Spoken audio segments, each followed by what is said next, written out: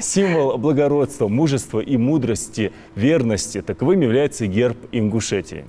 26 августа 1994 год. Народное собрание республики утвердило ингушский государственный герб. Он представляет собой круг, в центре которого изображен орел с распростертыми крыльями. Автором официального символа республики является Руслан Эльдиев, и он сегодня в нашей студии. Эрик Холчин. Руслан Алимович, я хотел бы у вас спросить, как вы оказались в числе тех, кто проходил конкурс на проект герба? Прошло, наверное, много времени, я детали не помню, но начало у меня вообще с геральдикой связано, где-то мы еще находились в Чечено-Ингушетии, и я пытался сделать несколько эскизов для герба Чечено-Ингушетии. Ну, время такое было, суверенитеты, сближение, отдаление республик.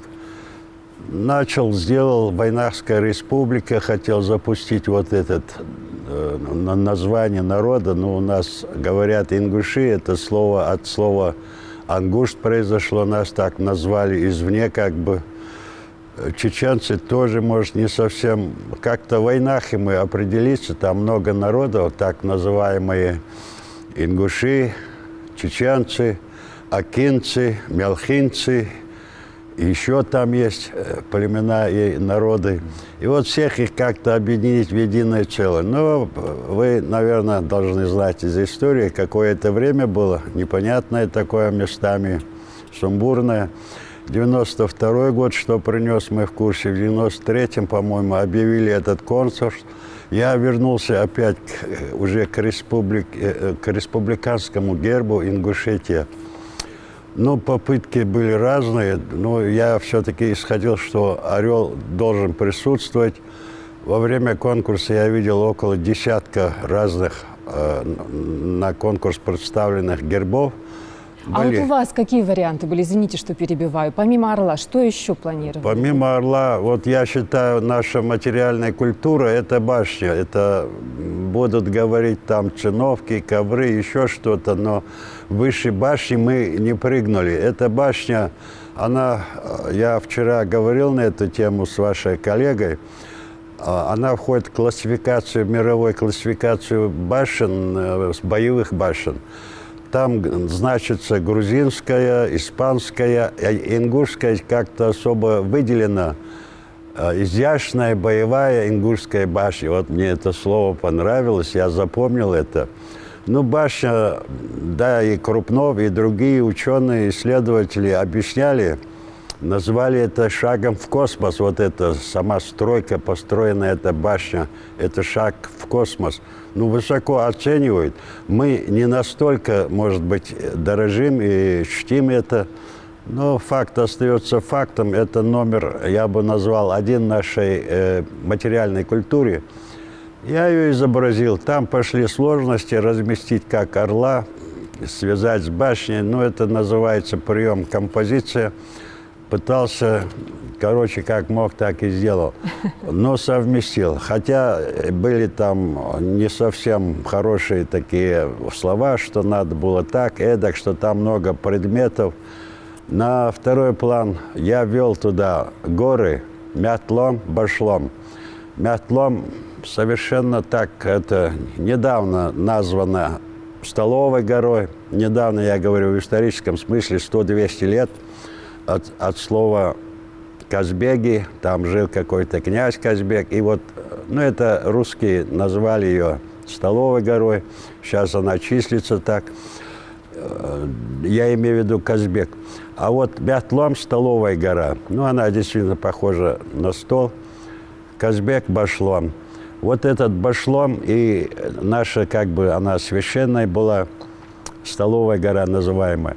Вот эти две горы я ввел на задний план, то есть на второй план, но они как бы дают географическую привязку, я бы сказал, нашего народа, то есть какой-то адрес конкретный. И думаю, это пригодится, если не нам сегодня, то потомкам через сотню, через 1000 лет, потому что В истории этот рисунок останется. Это будет географическая привязка с севера смотреть на юг. Есть вот две горы в центре башни. В общем, целая картина получилась. Но я пытался сделать не только просто красивый предмет там или что-то. Честно буду говорить, я хотел намного, чтобы она для нашей истории когда-то пригодилась и сегодня, и через сотни лет. Получилось. Да. Ну, вы сами можете посмотреть на нее. Она на монетах вышла, в электронных носителях есть, на бумаге. Она 100% останется в истории. Даже если этот народ здесь не будет жить, уедет куда-нибудь в Крым, все равно вот этот герб, так называемый, он останется и будет о чем-то говорить. Чувство гордости есть за это? Не понял. Чувство гордости есть за Чувства гордости содеянное? нету, есть чувство неудовлетворенности. Почему? Что можно было Но сделать больше? хотелось бы вот... Я когда этот герб сделал, если вы помните, там 2 круга. Во внешнем круге идет надпись «Республика Ингушетия», внизу «Галгаймок». Это 93-й год, по-моему, разговор у нас был. Вот меня вызвали. Был тогда вице-президент Борис Агапов. Ему, видать, Аушев поручил заниматься этими делами хозяйскими. Он говорит, знаешь что, надо убрать орла. Орел у меня выходил из 1-го круга крыльями аж до 2-го доставал, до крайней линии. И вот когда он говорит, это нужно для печати, круг должен быть чистый, там гербовая печать, все такое, ну, уже такие дела чисто канцелярские как бы. Я пытался, я знал, что орла, если уменьшить, он где-то потеряется. Ну, уже не так смотрится. Это уже не орел, а голубь, да? Нет, он не голубь, он то же самое, но когда размер уменьшается, композиционно он может и держится, но он немного теряется на фоне башни, гор как-то. А так он мощно смотрелся. Он был более агрессивный. Мне сказали, агрессию желательно убрать. А я еще понял, сначала по телевидению этого орла показывали, просто орла. Вот первые заставки из подвала телевидения выходило. Это всем понравилось. Я не знаю, почему вот уперлись в этот герб его принять. Но пришлось мне уменьшить, ввести его во внутренний круг. И там была надпись, если вы помните, «Республика Ингушетия», а внизу «Галгаймок». Ну, что такое республика слово? Это не русское слово, не наше. Это привезли с Франции, откуда-то назвали республикой. Вот наша страна, мы ее называли МОК. У нас было время, скажем, военной демократии. Всегда были выборные какие-то процессы, когда выбирали полководца какого-то, главу, как в какой-то общине старшего. У нас выборные были вот эти вот все должности, там, ну, скажем, прошло время древних каких-то вещей, когда царя там выбирали. А вот последние несколько сот лет, я бы сказал, это своего рода демократия. Что такое демократия в любой стране? Это как республика, слово подходит. Ну, я пытался там где-то что-то доказать, кое-что доказал. И вот заменить Галгаймок правильно будет республика Галгайчи. Я согласен, что орфография, морфология, все это понятно, но я настаивал на... И вот внизу это Галгаймок осталось. В общем, не всегда все бывает чисто и, как нам хочется, блестяще. Но результат вошел в историю. А чем вы сейчас занимаетесь? Сейчас чем занимаюсь? Да. Мне трудно сейчас признаваться, чем я занимаюсь. Последние вот 10 лет я занялся садоводством. Ну, это же прекрасно. Пытаюсь найти что-то интересное. Сам, можно сказать, вручную, без помощников. Научился там оккулировать, прививать. А что вы высаживаете? Рисуете, я знаю. Да, бывает погода нелетная. То есть вы рисуете по погоде или... Ну, скажем, рисую, пишу. помимо того, иногда... Я работал в газете, было трудное время, вот 90-е годы, зарплаты не было. Был такой редактор Заманхот Зангиев. Магомед очень хороший парень, у него отец журналист был. Его брат, если вы помните, Руслан поет, хороший такой артист.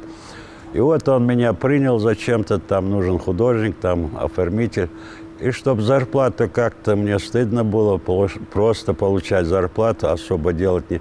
Я начал писать опять юморески, фельетоны. И вот с тех пор увлекся этим, то есть отрабатывал хлеб.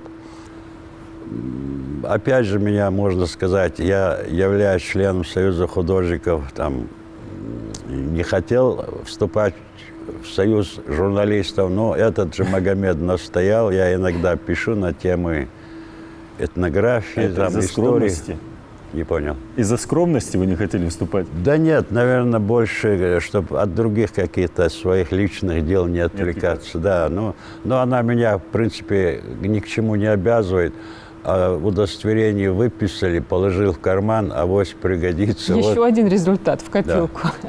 Ну, сегодня праздник. Что вы можете пожелать нашим телезрителям? Ну, что пожелать? Вот, наверное, самое главное, если мы сегодня выдадим в эфир общее такое пожелание. Я слушал стариков, слушал до появления республики, после появления, и очень жестко, очень настойчиво некоторые из этих умных людей говорили: обязательно сохраните республику, дорожите республикой. Какая-никакая это будет помощь, защита народу. Когда народ сегодня многомиллионный, скажем, курды, там другие болтаются по всему миру, они не могут определить какие-то границы, обратиться в какие-то органы. Ну, что такое республика? Это административные границы, это свой устав, это свой герб, свой флаг, свой гимн, то есть атрибуты государственности. Их надо сохранить, их надо беречь, так же, как свой родной язык. Я бы обратился к нашим людям с этими словами: берегите веймуак, галгаймуак, лорби. Вот это, наверное, главное. Руслан Алимович, лорд Цебоч Санхетю? Есть процент, не могу сказать, 10, 20, 30, которым дела нету до этого разговора, до этой республики. На первом плане личное там обогащение. И желательно как бы без усилий вытащить рыбку из пруда. Вот такие вещи у нас встречаются. Но я вот заметил, молодежь там, говорят, такая-сякая туда. Стою на заправке, у меня загорается, ну, уже шланг у меня в баке загорается, из-под капота идет дым. Это же нехорошо, это же страшно. Я успеваю открыть капот, клемму не могу выдержать. Надо отсоединить карбюратор, этот аккумулятор. Очень хорошо, надежно закрутил все. Меня так учили делать все надежно. Надо бегать к багажнику, доставать, искать ключ. Все это, там уже пламя накаляется, это же дым сильнее валит. Когда я потянул, почувствовал, не вырву. Попробовал, сзади багажник открываю. Какой-то парень высокий, здоровый, вот примерно с вас. Я его не знаю. Он откуда-то бежит, хватает эту клемму, выдергивает там с потрохами. У него на руке я уже вижу ожог. Я говорю: как хорошо, ты молодец, успел. Он мне некогда и уехал. Я не знаю, кто он. Такие люди у нас есть. Бывает пожар, бывает машина горит, бывает... Вот наш парень может, не думая, прыгать там, этот все. А клем-то там как после этого всего? Машина работает, клем-то в каком состоянии у вас он-то сейчас? в эту машину заработал, и это уже второй Это план. не важно. Я говорю о характере человека, а не о старых машинах и аккумуляторах. В общем, вам спасибо, что пришли. За интересную беседу спасибо. Я вас благодарю, что вот эту тему, я имею в виду о республике, Про герб этот, мне кажется, я несколько раз рассказывал, я даже как-то боялся на эту тему говорить, думал, будет разговор по истории, но если вы захотите, у меня есть несколько свежих данных за несколько тысяч лет вперед. А мы вам приедем с камерой обязательно. Это Я уже вас буду ждать. тема для отдельной Я вас передачи. благодарю. Да. Спасибо вам огромное. Спасибо. Дикас Гол.